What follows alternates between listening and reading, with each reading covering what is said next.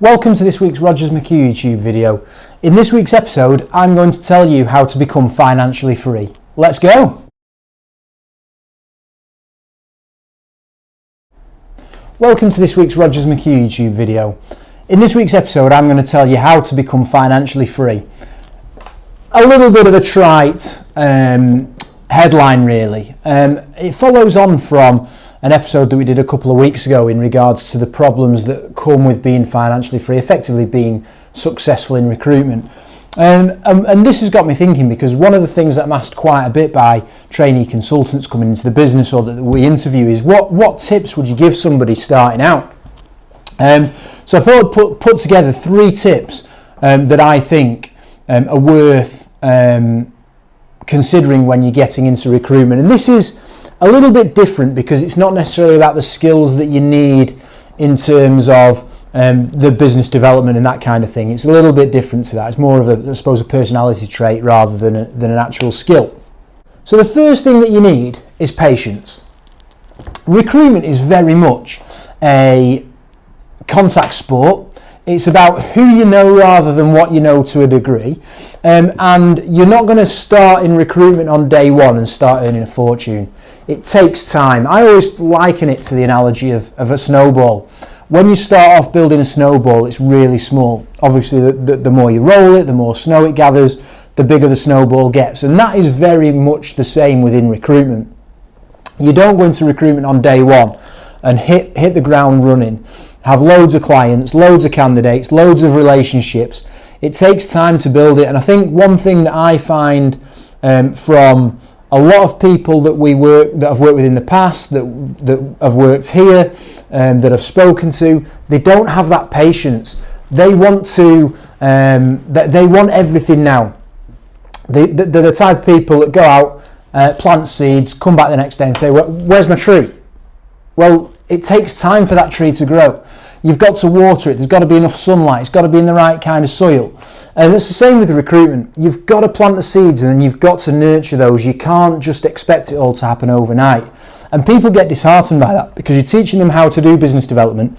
You're teaching them how to generate candidates and leads. And because it doesn't happen instantaneously, they lose heart. They don't see the commission straight away and they leave and go on to pastures new. You can't be an overnight success in recruitment. It just doesn't happen like that. The second thing that you need, and it kind of follows on from the first really, is endurance. You've got to be prepared to put the effort in over a long period of time. I don't know if you've seen my LinkedIn content. I'm currently training for the London Marathon. I did a video on it actually a couple of months ago when I signed up for it. And it's very much the same. You've got to put the miles in before the event. I can't turn up to the London Marathon in April and, having done no running, try and run 26 miles. I'll fail. It's the same in recruitment. You've got to put the training laps in. You've got to put the endurance in. You've got to stay in the game for a long period of time to reap the benefits. Endurance is key. You don't make relationships the first time you speak to somebody. They're honed over months, years of meeting people, going out, having a drink with them, going out for a meal with them, speaking to them about things other than recruitment.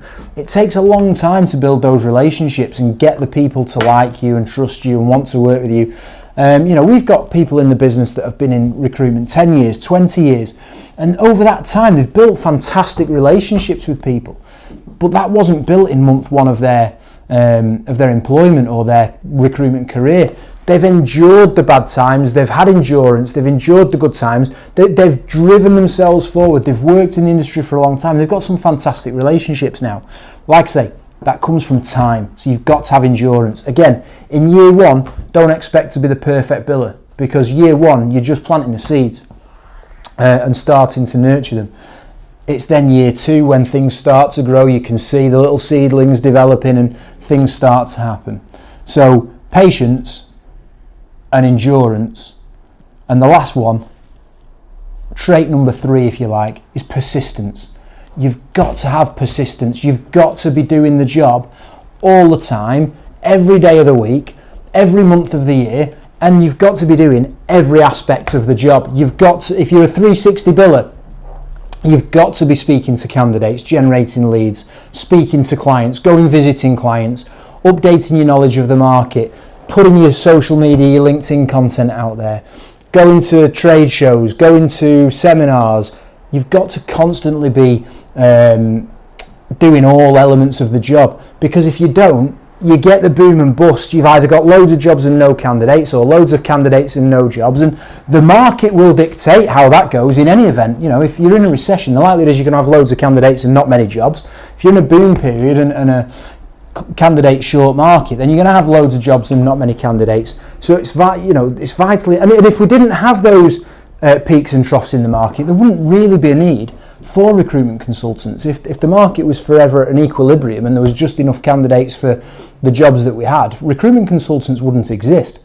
So it's important that you're constantly honing the relationships with the candidates, constantly speaking to the candidates, doing the same with the clients, and it's doing that every single day of the week, every month of the year, and not allowing any aspect of the job to fall off.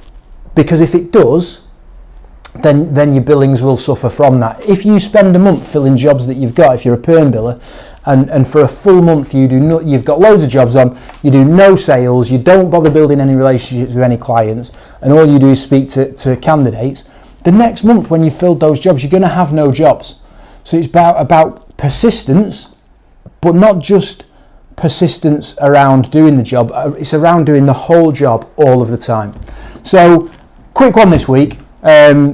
Like I say, it's come off the back of a couple of questions that have been asked in interviews and off the back of a previous YouTube video. So I wanted to give it some thought and put something out there. I'd be interested to know, if you were advising a trainee getting into the market, what you would tell them they need to do in terms of what traits they would need. If you are looking at getting into recruitment, I'd be interested to know if this kind of content is what you're looking for, whether it puts you off, whether it actually spurs you on, and what content you would like me to put out there. So feel free to leave it in the comments. Most importantly, subscribe to the channel. The YouTube algorithms love subscribers, and we're trying to get the videos out to as many people as possible. And you'll be notified every time a video drops, and I'll be back same time next week.